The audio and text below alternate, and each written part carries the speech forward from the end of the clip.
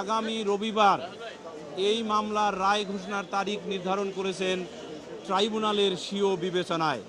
তাদের ফ্ল্যাটে এই যে ডেড বডি পাওয়া গেল, এই ডেড বডি পাওয়ার এই ঘটনাটি হলো এভিডেন্স অ্যাক্টের 106 ধারা অনুসারে আসামিদ্বয়ের বিশেষ নলেজ, এই যে আসামিদ্বয়ের বিশেষ নলেজ বা স্পেশাল নলেজ, তার অধীনে ওয়াইফ কিলিং কেসের মতো এই উপমহাদেশে বহু জাজমেন্ট দেয়া হয়েছে আমাদের উচ্চ আদালত, বিশেষ করে আপিল বিভাগ।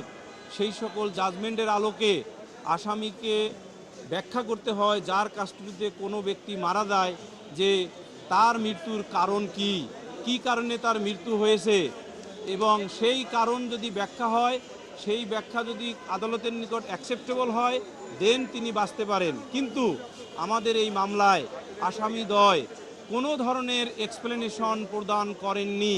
কেন, কিভাবে তাদের বাসায় ভিকটিম রামিসা আক্তার মারা গেলেন, তার দেহ খণ্ড বিখণ্ড করা হলো, এই ব্যাপারে একটি শব্দ তাদের এক্সপ্লেনেশন নাই।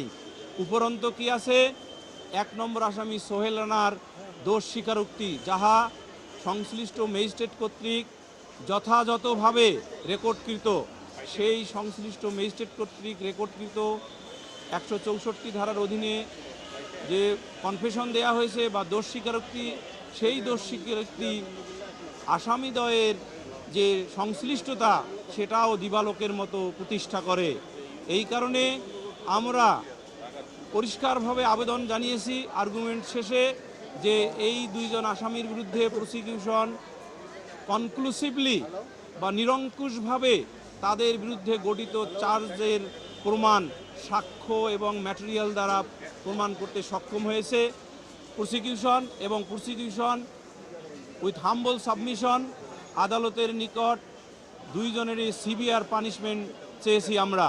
এবং আমরা আশা করি মাননীয় ট্রাইব্যুনাল আমাদের উপস্থাপিত সকল সাক্ষীর সাক্ষ্যের নিরিখে তার স্বীয় বিবেচনায় যথোপযুক্ত শাস্তিমূলক বা শাস্তি প্রদান করে ন্যায় বিচারের স্বার্থে দৃষ্টান্তমূলক রায় প্রদান করবেন।